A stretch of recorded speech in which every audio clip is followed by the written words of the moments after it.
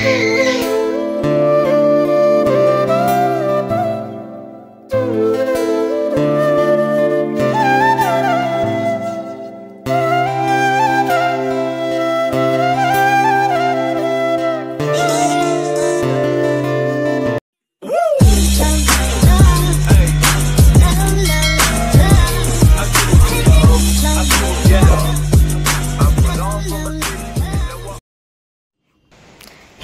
Everyone, welcome back to my channel. तर कसे आहात तुम्ही सर्व?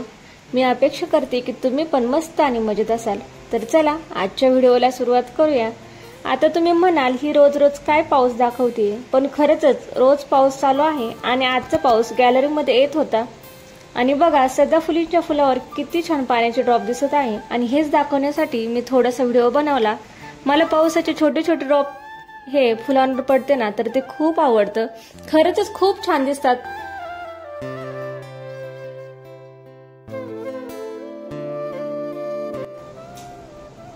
आज ना मला फ्रीज क्लीन करायचं होतं, तर म्हटलं चला तुमच्यासोबत पण शेअर करावं की मी फ्रीज कसं क्लीन करते। तुम्हाला माझे व्हिडिओ आवडत असेल तर प्लीज लाईक करा, कारण तुमच्या एका लाईक आणि कमेंटमुळेच मला मोटिवेशन मिळते व्हिडिओ बनवायला। तर प्लीज कमेंट करायला पण विसरू नका। तुम्हाला माझे व्हिडिओ आवडत असेल किंवा नसेल तरी देखील मला नक्की सांगा। काही त्यामध्ये चेंजेस करायचे असेल तर ते देखील सांगा। तुम्हाला ज्या पद्धतीने आवडेल त्या पद्धतीने मी नक्की चेंजेस करेल। मी तुमच्या कमेंटला नक्की रिप्लाय करेल। तर चला व्हिडिओ कंटिन्यू करूया। तर बघा फ्रीजच्या कव्हरवर किती धूळ बसली आहे, अशी तर दिसून येत नाही पण थोडीफार आहे। मी वरची वर क्लीन करतच असते, त्यामुळे एवढं काय खराब होत नाही। तर जे काय फ्रीजवर होतं ते सर्व मी पहिले काढून घेतलं। आता फ्रीज मध्ये जे काय आहे ते पण मी काढून घेत आहे। फ्रीज मध्ये जास्त काय नसेल, भाजीपाला वगैरे संपत आलेला असेल की त्याच वेळेला मी फ्रीज क्लीन करून घेत असते। तर आता देखील फ्रीज मध्ये जास्त काय नव्हतं, फक्त वांगी, मिरच्या आणि कोथिंबीर वगैरे शिल्लक होती। जे काय दूध दही आहे ते आहे। मी काय करत असते, फ्रीजच्या साईडच्या डोरलाच ना काजू बदाम वगैरे ठेवत असते, म्हणजे बाहेर जर ठेवलं तर लवकर कीड लागते, म्हणजे जरा बुरा टाईप येते त्यांना। फ्रीज मध्ये ठेवलं तर खराब पण होत नाही आणि जास्त दिवस टिकतात। आता हे जे मी काजू बदाम आणून ठेवले त्यांना 1-1.5 महिना झाला असेल, आहे तसे आहे, अजिबात खराब झालेले नाहीये। तर काय करते, फ्रीज मध्ये जे जे आहे ते सगळं काढून घेतलं, सर्व व्यवस्थित काढून घेणार आहे आणि लगेचच पुसायला सुरुवात करणार आहे। तर मी काय करते, जेव्हा लईच फ्रीज घाण असेल त्यावेळेस ना मी घासणीला घासून काढते। आता सध्या माझं फ्रीज काय जास्त खराब नाहीये, म्हणून मी स्प्रे मारून फक्त पुसून घेणार आहे। आणि जे जे घाण असेल तिथं मी थोडंफार घासेल आणि पुसून घेईल। तर आतमध्ये व्यवस्थित पुसून घेतल्याच्या नंतर मी बाहेर पण व्यवस्थित पुसून घेत आहे। तर बाहेर देखील तुम्ही बघू शकता जास्त काय खराब नाहीये, कारण वेळच्या वेळेला जर आपण आवरलं ना, वेळच्या वेळेला 8 दिवसाला फ्रीज घासलं किंवा क्लीन केलं ना तर अजिबात खराब होत नाही। फक्त माझी इकडची जी साईड आहे, भांडे वगैरे घासते थोडंसं पाणी उडतं, ती साईड जास्त खराब होती, नाही तर अजिबातच फ्रीज माझं खराब होत नाही, व्यवस्थित असं राहतंय। तर वरचा जो भाग आहे म्हणजे फ्रीजर, त्याचा काय जास्त यूज होत नाही, त्याचा फक्त उन्हाळ्यामध्ये यूज होत असतो। कारण ज्यावेळेस मी आईस्क्रीम लस्सी वगैरे बनवते तेव्हा त्याचा यूज होतो, कारण वरती ठेवत असते थंड होण्यासाठी। तर जे काय फ्रीजचे भांडे वगैरे होते ते सर्व व्यवस्थित मी घासून घेतले। तर यांची मस्ती बघा या ठिकाणी चालू होती।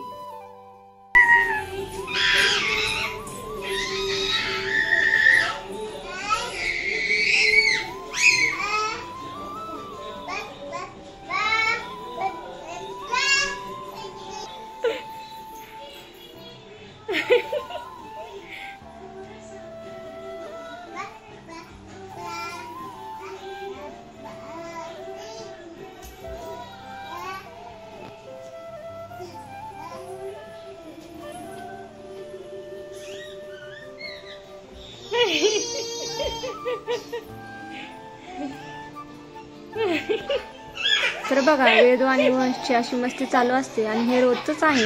रोजच यांची मस्ती असते, रोज एकमेकांसोबत छान खेळतात, त्यांचा पण छान वेळ जातो एकमेकांसोबत। आणि खरंच एकाला 2 असेल ना खेळायला तर त्यांचा पण वेळ मस्त जातो।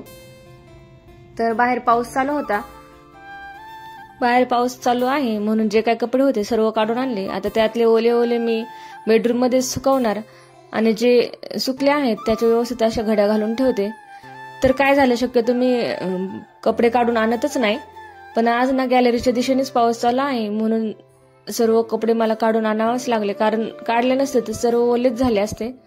धुतल्याचा पण काय फायदा झाला नसता, म्हणून म्हटलं चला सगळेच कपडे काढावं. कपडे व्यवस्थित असे बेडरूम मध्ये ठेवले आणि जी काही क्लिनिंग आहे रोजची ती पण मी लगेचच करून घेणार आहे. तर या ठिकाणी रोजच्या वापरातील मस्त ट्रिक मी तुम्हाला सांगणार आहे. सोफा कव्हर असो किंवा मग बेडशीट असो, हाताने ज्यावेळेस आपण बाजूच्या साईडने खोचतो ना, तर तसं न करता बघा व्हिडिओमध्ये तुम्हाला दिसतच असेल, कंगवा घ्यायचा आणि त्याच्या मदतीने कडेला कव्हर घालून घ्यायचा. कव्हर मस्त बसतो पण आणि लवकर निघत पण नाही. काय होतं, ज्यावेळेस आपण हाताने खोचतो ना तर आपल्या बोटांना त्रास होतोय. रोजच्या वापरातली कामे स्मार्टपणे केली ना तर खरंच लवकर पण होतात आणि या पद्धतीचा आपल्याला फायदा पण होतो. तर चला अशाच पद्धतीने मी सर्व सोफा कव्हर वगैरे घालून घेतला. अशाच पद्धतीने मी बेडरूम मध्ये पण बेडशीट वगैरे टाकून घेणार आहे. आता सोफा आवरून घेतल्याच्या नंतर टीव्ही बेस आहे तो पण व्यवस्थित मी क्लीन करून घेणार आहे. तर बघा किती धूळ आहे, तुम्हाला दिसतच असेल. जे काय फोटो वगैरे होते ते आधी व्यवस्थित पुसून घेते आणि त्यानंतर टीव्ही बेस पुसते. रोजच्या रोज क्लीन करत असते तरी पण एवढी धूळ येते, कारण बाहेर ना बिल्डिंगचं काम चालू आहे, त्यामुळे घरात खूपच धूळ येते. आता मेन डोअर तर बंद असतो म्हणून खिडक्या वगैरे ओपन ठेवत असते. आता खिडक्यांमधूनच धूळ येते, तर बघा किती धूळ बसलेली आहे. रोज क्लीन केले तरी पण काय क्लीन केल्याचा फायदा होत नाही. जसं की थंबनेल मध्ये मी तुम्हाला सांगितलेच, घरातली कामे केलेली दिसून पण येत नाही आणि कधी संपत पण नाही. बघा तुम्ही पण माझ्याशी रिलेट होणार. आज आपण समज बेडरूम आवरली, त्यानंतर आपल्याला वाटतं चला बेडरूम मध्ये तर काय गरज नाही आवरायची, व्यवस्थित आपण बेडरूम क्लीन केलेले आहे, आता किचन क्लीन करू. तर थोड्या दिवसानंतर परत बेडरूम असो किंवा घरातली रोजची कामं असो, थोडाफार का होईना पसारा होतोच आणि आपली जी काय रोजची कामे आहे ना तर ती आपल्याला रिपीट मोडवरती परत परत करावीच लागतात. घरातली कामे करायचं कधी चुकणार नाही. प्रत्येक गृहिणीला रोजच्या रोज कामं करावीच लागतात, भले मग ती ड्युटी करणारी असू दे किंवा घर सांभाळणारी असू दे, रोजची कामं ही तिला करावीच लागतात. आणि हे आयुष्यभराचं गणितच आहे, कधीच कामं चुकणार नाही. आयुष्यभर गृहिणीला तीच कामं करावी लागणार आहे, हे तर काय ठरलेलंच असते. चला मी तर माझा विचार सांगितलाच आहे, तुम्हाला काय वाटतं नक्की कमेंट करून सांगा. कारण रियालिटी हीच आहे की कामं तर काय आपल्यालाच करावी लागणार आहे. तर चला व्यवस्थित असं मी आवरून घेतलं. आता मी घर वगैरे जे आहे ते पुसून घेणार आहे. घर पुसायच्या आधी सर्व रूम आधी व्यवस्थित झाडून घेणार आहे. घरामध्ये खूपच कचरा निघत आहे, तुम्ही व्हिडिओमध्ये बघितलं. बघा एक खाली अंथरण्यासाठी आम्ही एक रग वापरतो, तर ती लोकर आणि कापूस दोघांपासून बनलेली आहे असं वाटतं मला. तर तिचा ना जो काय कापूस आहे खूप निघतो, रोज झाडलं ना तर रोज एक सुपली भरून तर कचरा निघतो आणि शक्यतो तिचाच कापूस असतो, दुसरं काही कचरा निघत नाही घरात. तसं तर मी वापरत नव्हते, पण आता पावसामुळे खूप थंडी आहे आणि त्या रगीला जरा गरमी आहे म्हणून मी खाली आथरण्यासाठी ती वापरत आहे. ती खाली आथरली ना तर खालून जरा गरमी लागते आणि खरंच खूप छान आहे. पण आता काय करणार, छान असून उपयोग नाही, तिला मला ठेवूनच द्यावं लागणार. वरती ठेवून तर काय उपयोग नाही, रोज एवढा कचरा निघतो म्हटल्यावर मला पण नको नको झाले. असं झाले कधी एकदाच मी तिला ठेवून देईल. घर जर रिकामा असेल ना तर झाडाला पण काय वाटत नाही, पण काय होते सोफ्या खाली जाते, टीव्ही बेस खाली जाते आणि रोज एवढं काढून स्वच्छ करत बसायला तर वेळच नसते, कारण मुलं काय एवढं स्वच्छ करून देत नाही. वरची वर जे काय झाडेल तेच, पण जो काय सोफ्या खाली कचरा गेला तो काय व्यवस्थित निघत नाही. जेवढं मला काढता येईल तेवढं मी काढतच असते आणि रोजच्या रोज सोफ्या खालून झाडून घेतच असते. पण हे ना जरा एक्स्ट्राचं काम झाले, खूपच वेळ वाया जातो यामध्ये. सर्व रूम झाडून तर घेतले व्यवस्थित, आता लगेचच घर पुसून घेत आहे. तर घर पुसताना ना मी पाण्यामध्ये नेहमी जाड मीठ आणि हळद टाकत असते आणि जे काय आपण घर पुसायला लिक्विड वगैरे यूज करतो ते टाकते. हळद आणि मिठाने काय होतं, घरामध्ये जी नकारात्मक ऊर्जा आहे ना ती हळूहळू कमी होते आणि घरामध्ये पॉझिटिव्ह एनर्जी येते. घरामध्ये पॉझिटिव्ह वातावरण असेल ना तर आपण पण नेहमी फ्रेशच असतो. मी जसे की प्रत्येक व्हिडिओमध्ये सांगतच असते, घर फ्रेश तर आपण फ्रेश, म्हणून घरामध्ये कायमच पॉझिटिव्ह एनर्जी राहावी यासाठी आपण प्रयत्न करायलाच पाहिजे.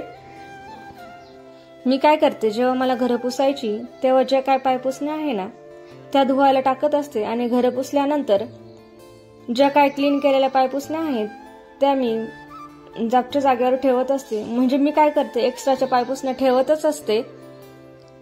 म्हणजे काय होतं, एक जोड आपण वॉश जरी करायला टाकला ना तर आपल्याला दुसऱ्या त्या जागेवर वापरता येतात.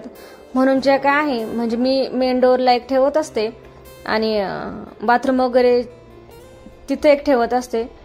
बेसिंगच्या खाली एक ठेवायचे, पण मुलांमुळे आता काय ठेवत नाही. आणि एक किचनमध्ये असते, किचनमध्ये 2 असतात, तर अशा पद्धतीने मी ठेवते.